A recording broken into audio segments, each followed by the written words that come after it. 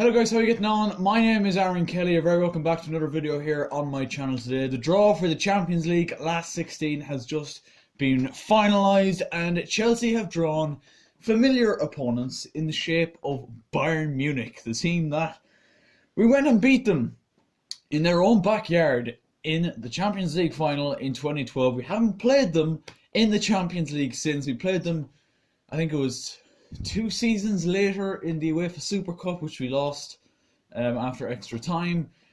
But yeah, we're playing Bayern Munich again in the last 16. So in this video I'm going to give my thoughts on the tie and also going to give my thoughts on the rest of the ties that will be happening in the Champions League last 16. So without further ado, let's get into it. So Bayern Munich, there was a lot of teams that Chelsea could have drawn, a lot of quality teams that Chelsea could have drawn that won their group. Obviously Barcelona, RB Leipzig, PSG, obviously Bayern Munich as well. I kind of knew we were going to get, it was fairly obvious. Like, by process of elimination, we're going to get a fairly tough tie. And to be honest, the best we could have hoped for really, I believe, was RB Leipzig, who are actually ahead of Bayern Munich in this year's Bundesliga. But look, if you're playing in the Champions League, and it's no certainty these days now whether or not Chelsea will even qualify for the Champions League year on year. So when you are there, you want to play the best teams possible. You want to play the best teams. You want to get as far as you can. And to be honest, if it's quite a cliche, but like, if you are to get as far in the tournament, and it seems obvious, but you are going to have to play these teams eventually.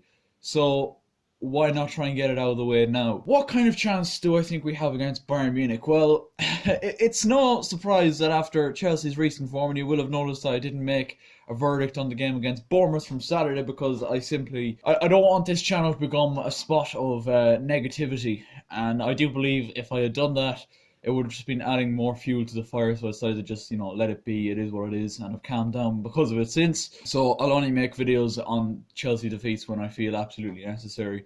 I felt like this game had not an awful lot in it.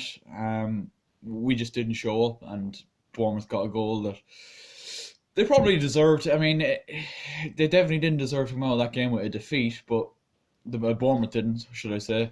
But Chelsea did, so it is what it is. We're not going to talk too much about that today. We're here to talk about the Champions League. And based on Chelsea's current form, I wouldn't be too confident if we were to play Bayern Munich tomorrow. However, obviously, these games happen in the second half of the season by, I believe, February, mid-February. I think the games do be played. Usually, now I don't know the exact... Oh, that's going to sound terrible.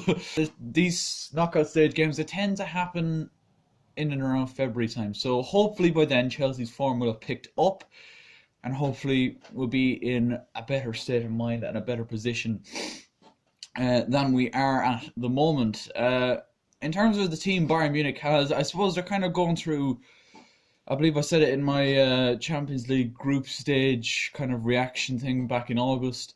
Bayern Munich as a club are going through a little bit of a, how would you say, a transitional phase, I suppose, at the minute. Obviously Ancelotti left a couple of seasons ago, and big players, big personalities over the last couple of years, for as long as I can remember, Arjen Robben and Frank Ribery, both departed in the summer. So it's kind of a new phase, if you like. They brought in a lot of new faces. You're looking at the likes of Benjamin Pavard at the back, who we've talked a lot about on this channel before.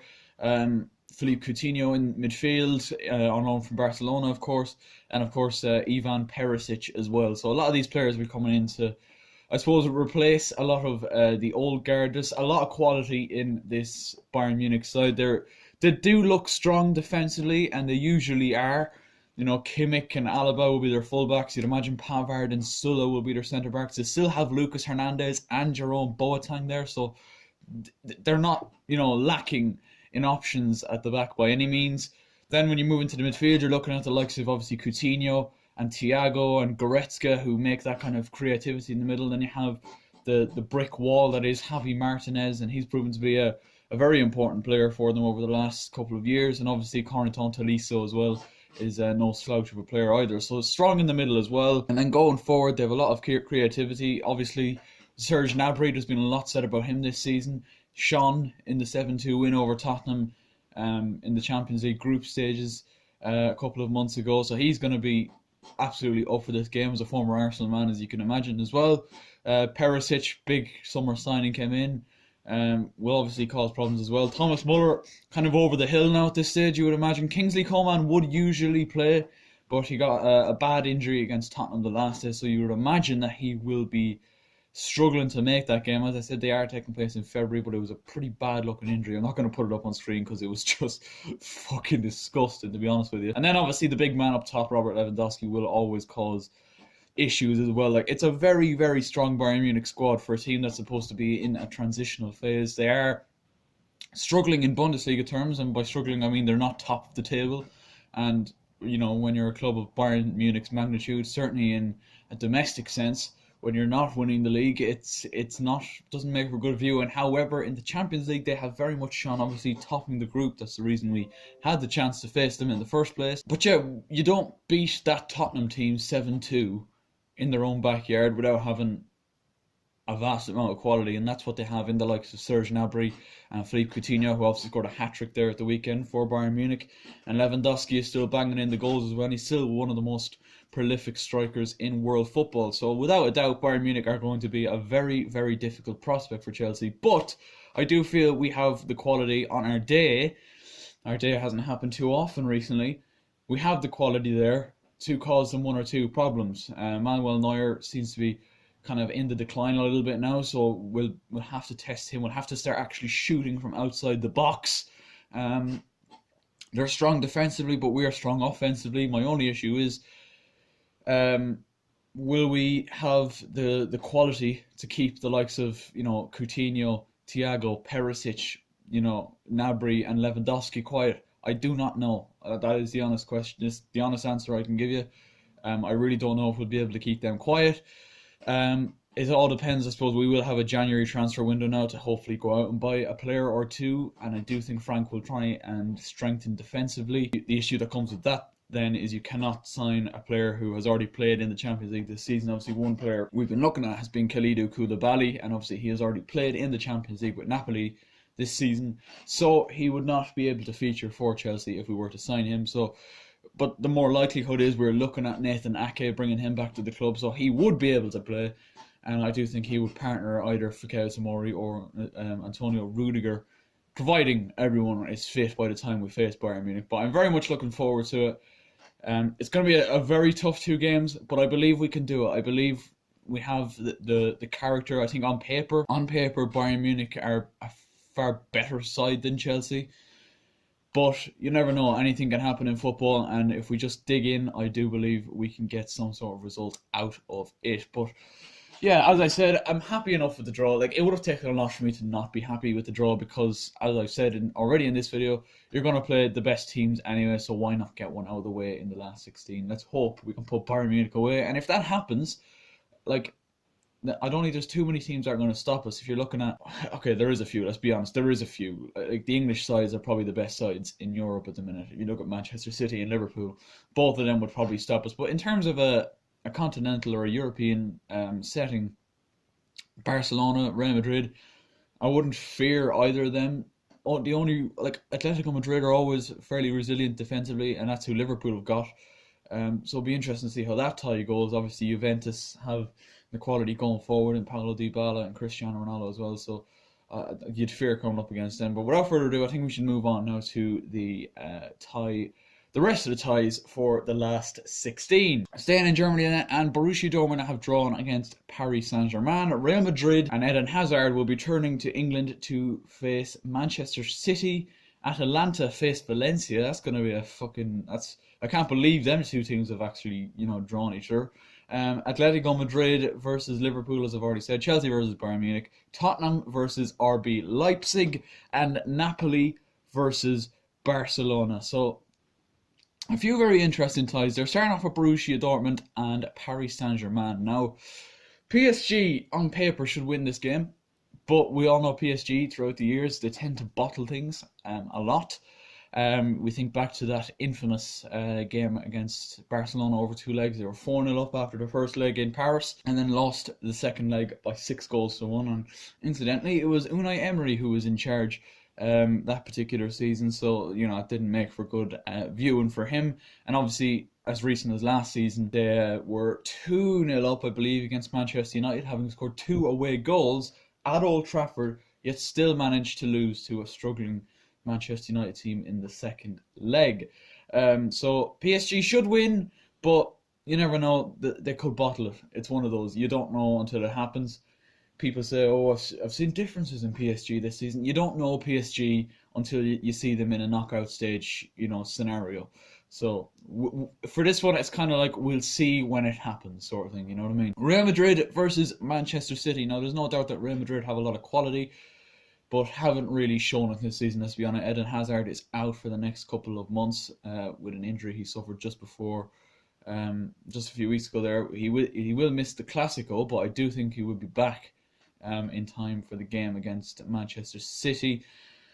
But I do think Manchester City are going to have far too much quality for Real Madrid. Far too much. Real Madrid have taken a serious dip over the last 12 months, and it has shown on the pitch, and knocked out of the Champions League emphatically by Ajax last season in incredible circumstances. Although Ajax did go on to get to the semi-final, which they lost to Tottenham. Obviously knocked out Juventus as well, but Ajax obviously out of the Champions League now, knocked out of Chelsea's group. So I think City will just have too much quality for Real Madrid. I'm going for a City win there. Atalanta versus Valencia.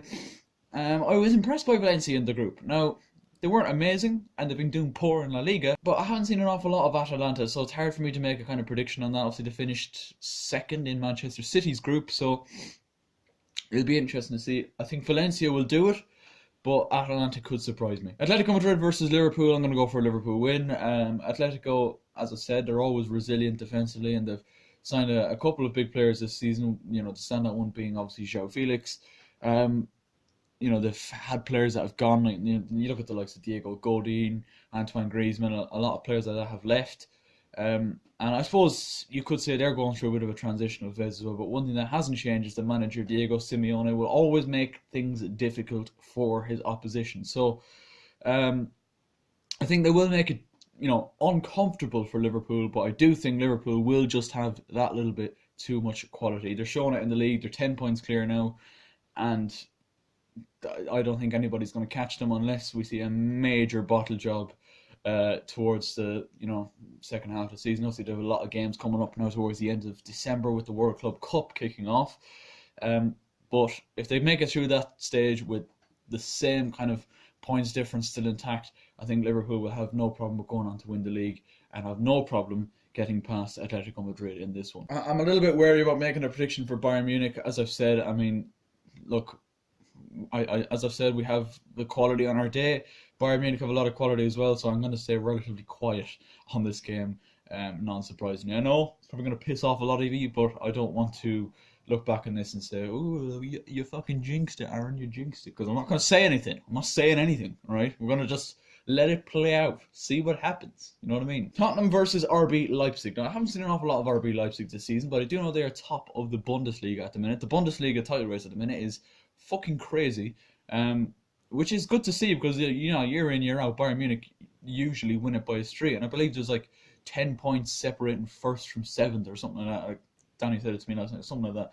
Fucking mental. Like, do I believe RB Leipzig will go on and win the Bundesliga? Probably not. You'd imagine Bayern Munich will come back and win it, but they've shown great heart and great bottle to be in front at this stage, and who knows what can happen. To be honest, who knows? Will they beat Tottenham though? I don't think they will. I think Tottenham are definitely re-energized, reinvigorated, if you like, under Jose Mourinho.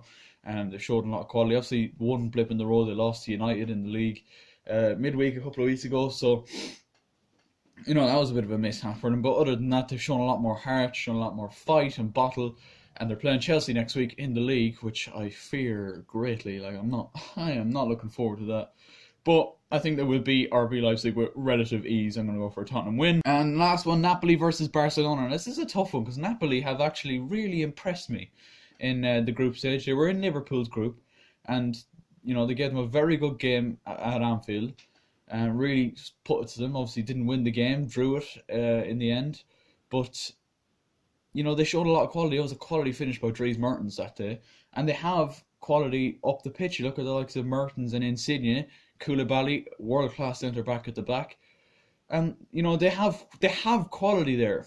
And Barcelona tend to bottle a few things here and there. I don't want to really bring up the Champions League semi-final last year. To go in normal time.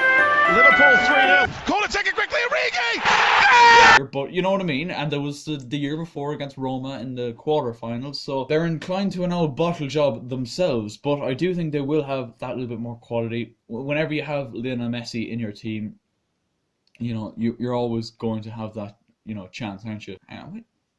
Did Juventus qualify? Or am I just a fucking idiot? Oh yeah, there's the last one. Juventus face Lyon, so you imagine Juventus will get the win on that one. I don't know why that wasn't in the list. Sky Sports, sort of shout, mate. But yeah, boys and girls, that is my thoughts on the Champions League last 16 draw. Let me know your thoughts in the comment section down below. If you're a Chelsea fan or if you support any of the teams that I've mentioned in this video, let me know your thoughts. How are you going to get on in your, particular tie? Let me know your thoughts in the comment section down below. Leave a like if you enjoyed. Subscribe if you're new. There's a lot of new videos coming up now before the end of 2019, so keep your eyes peeled for that, including part 2 of the end of decade goal recreation series.